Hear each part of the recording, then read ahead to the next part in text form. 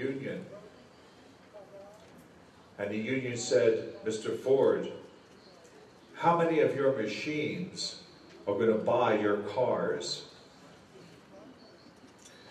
And Henry Ford, from that time on, gave the best, highest possible wages to his employees because he wanted the best employees and because he knew that that way they would have the money to buy his cars. You need to have the manufacturing in Brazil, not just buy things from Taiwan. There's a recipe for disaster. So the challenge for this region is to get your students this equipment and bring them together to develop new products and new services that Brazil can export. Where are the business people in this conference? I see teachers, I see students, I see politicians, but you should have business people here too, giving input and working with you, rolling up their sleeves. So my challenge to you is not just to applaud. Go back and blog about it. Fight for it. Just like you fight for your freedom, just like Richard told you last night to fight for your freedom, you have to fight for this. Don't let them get away with it. Remind them that their tax dollars are funding your education. They should be involved. You should be in control, but they should be involved. Would closed source software have allowed these people to do what they did? The person in the upper right-hand corner, his name is Eric Trowan.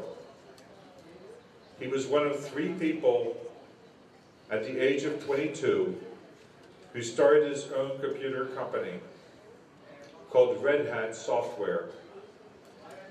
He is now a multi-millionaire.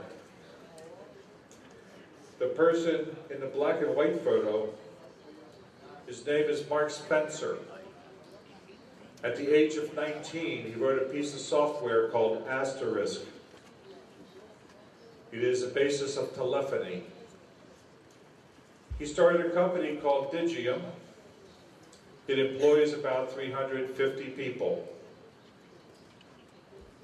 But it employs thousands more around the world installing it for end user customers.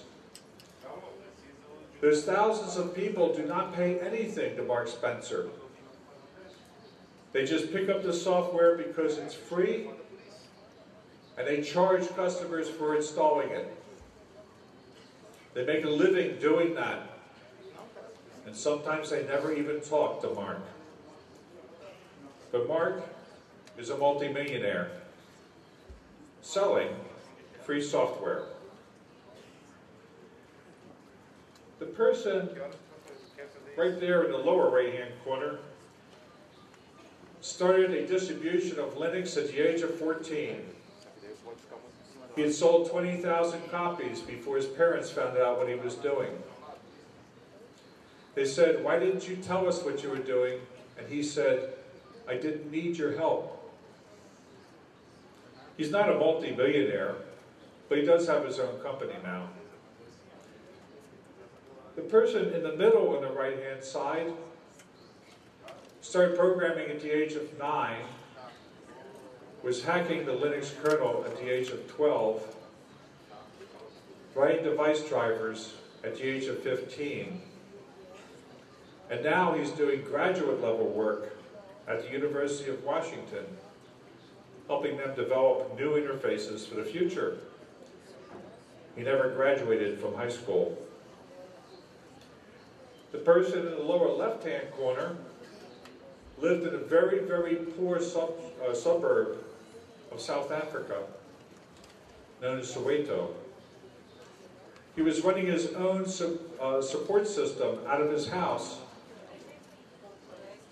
and sending email to Linus Torvalds to help him fix the Linux kernel.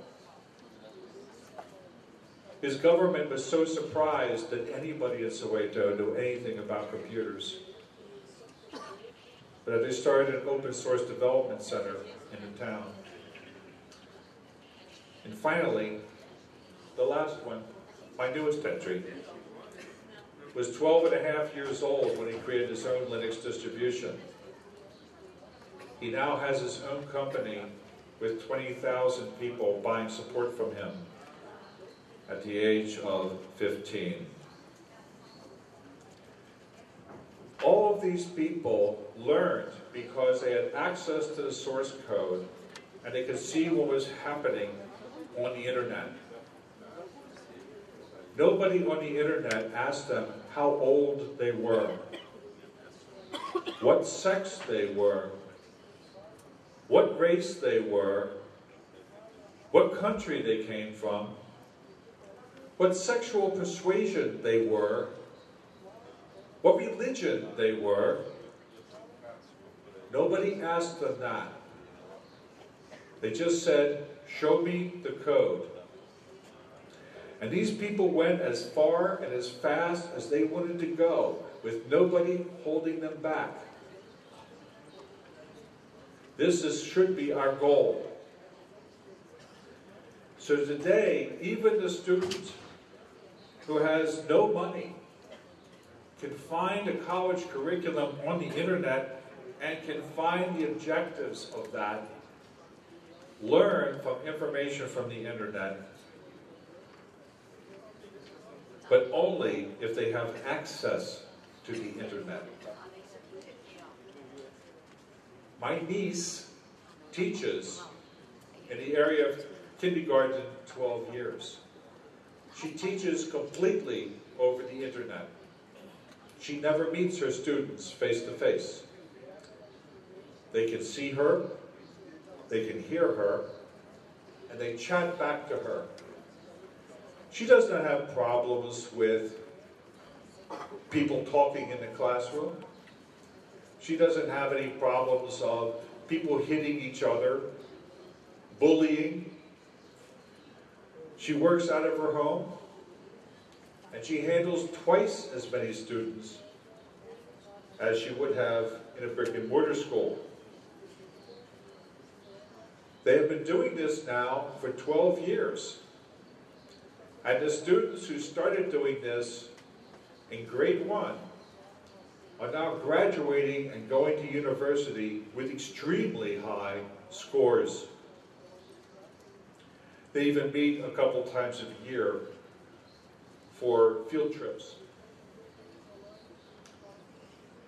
But free software isn't just about the software necessary to teach the students. The University of Utah was going to spend $10 million for a school administrative system. A university in Australia had spent 22 million Australian dollars in 5 years for PeopleSoft.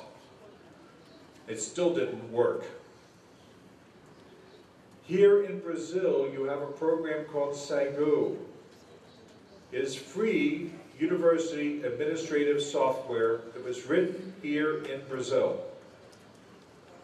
First it was written in Portuguese, and then it was taken over by some Spanish-speaking countries, and now it works both in Portuguese and in Spanish. It's 60 different universities in Latin America. It's free. Teaches students how to set up cooperatives, where various students can come together with their skills and sell them, sharing people who are salespeople and legal people and administrative help. Get your government to cut the bureaucracy. It takes 6 to 7 years to set up a new company in Brazil. This is ridiculous. I can set up a new company in the United States in 1 day for $50. No lawyers need become involved. Lula did a good job in making at least one part of the government responsive. If you're a single employer, you can do it in one day, but everything else is just as bureaucratic. Cut the bureaucracy. Free software is not just about computer science, it's about other companies and cultures. It's even about insurance companies working together. You need to know what is your differentiator in business. If it isn't a differentiator, you should be cooperating with other people to lower your costs. And so in summary, free and open source culture allows you the freedom to tailor your software to your needs, the freedom to build your own software industry here in Brazil, the freedom to control your own software and therefore your own government and your own business, and the freedom to see the brilliance of your own people. With that, I'd like to thank the Minister of Education for setting up this conference, the Brazilian government for sponsoring it, the other speakers who have been here, the attendees, and my angel, Dr. Flavio Augusto Soares, for taking care of me. And now a brief advertisement. This is Latin America. 83% of you live in an urban environment where the internet oftentimes is not 500 miles away, but only 50 feet away. If we can bridge that last 50 feet, we can train millions of people to do productive jobs. I am working on a project called Project Kawa. I've been working on it